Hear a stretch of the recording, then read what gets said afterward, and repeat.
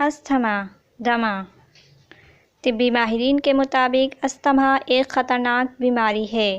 زیادہ عرصے تک علاج نہ ہونے کی صورت میں یہ مریض کو بے حد نقصان پہنچا سکتی ہے۔ اس میں انسانی پھیپھڑے اور وہ نالیاں جن سے ہوا گزر کر پھیپھڑوں میں داخل ہوتی ہے بری طرح زخمی ہو جاتے ہیں۔ اس کے مریضوں کو چاہیے کہ اسے عام بیماری نہ سمجھیں اور اس کے متواتر علاج کے ساتھ ساتھ مکمل پرہیز بھی کرتے رہیں۔ کازز وجوہات۔ ماہرین صحت کا کہنا ہے کہ ہر انسان کے جسم میں کچھ خاص مادے ہوتے ہیں جنہیں اینٹی باڈیز کہا جاتا ہے۔ اگر ہوا کے ذریعے کچھ ایسے مظہر الرجینز سانس کی نالیوں سے ہوتے ہوئے پھیپھڑوں میں داخل ہو جائیں تو پھر یہی الرجی اس مرض کا سبب بن سکتی ہے۔ استھما کے مریض مختلف وجوہات مثلاً دھول، مٹی، سگریٹ کے دھوئیں، پھپھوندی، کسی ناخوشگوار بو، مختلف قسم کے کیمیکل سے تیار کردہ پرفیومز یا جانوروں کے جراثیموں اور ڈرگس وغیرہ سے بھی متاثر ہو کر اس مرض میں مبتلا ہو سکتے ہیں۔ جانوروں میں کتے، بلی اور گھوڑے سے زیادہ احتیاط برتنی چاہیے کیونکہ یہ وہ جانور ہیں جن کی کھال اور بالوں میں موجود کئی جراثیم انسانی الرجی کا باعث بنتے ہیں۔ ٹائپس اقسام۔ تقریباً دنیا کے ہر گھر میں دو قسم کی الرجی کی وجوہات پائی جاتی ہیں، ایک دھول مٹی اور دوسرا ہوا کا آلودہ ہونا۔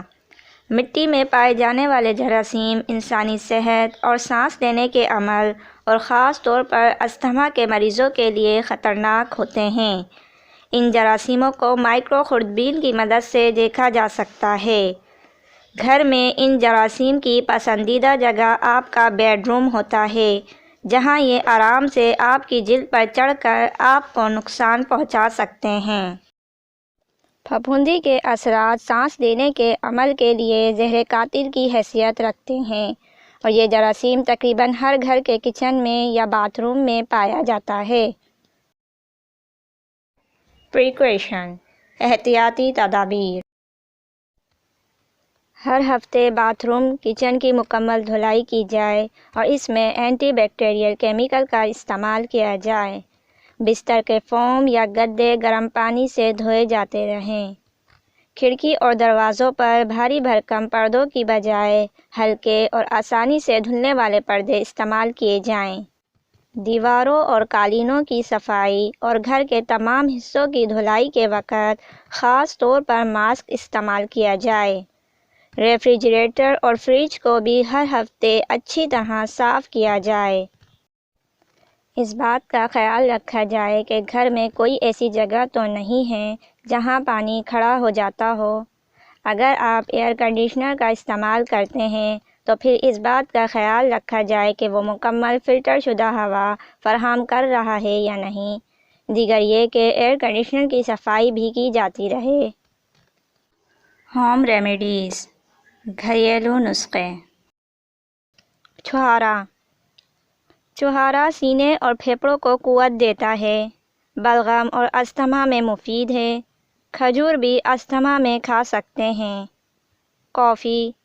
گرم کافی بغیر دودھ اور چینی پینا استھما کے مریضوں کے لیے بہت مفید ہے۔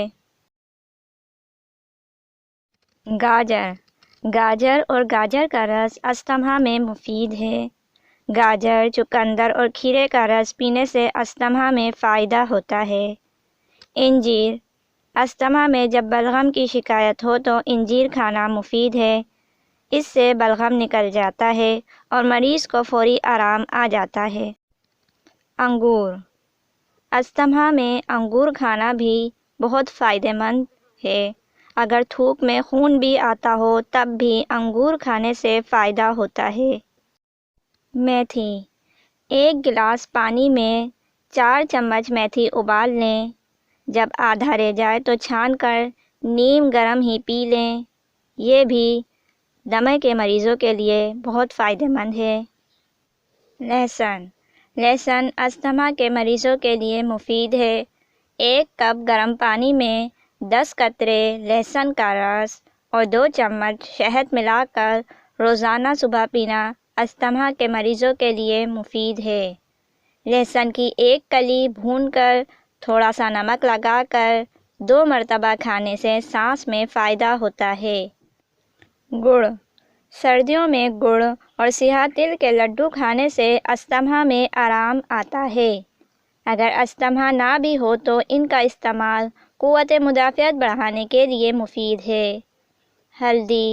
روزانہ 3 مرتبہ 5 گرام پیسی ہلدی پانی کے ساتھ پھانک لینا الرجک سانس کے امراض میں مفید ہے۔ اسپغول۔ کئی مہینوں تک لگاتار روزانہ 2 مرتبہ اسپغول لینے سے سانس کے امراض میں آرام آتا ہے۔ شہد۔ استھما اور پھیپھڑوں کے امراض میں شہد مفید ہے۔ شہد پھیپھڑوں کو قوت دیتا ہے۔ پیاز کا رس شہد میں ملا کر لینے سے فائدہ ہوتا ہے۔ صرف شہد بھی لے سکتے ہیں۔ استھما میں 6 گرام جو اور 6 گرام مصری پیس کر صبح شام گرم پانی سے کھا لیں۔ تلسی۔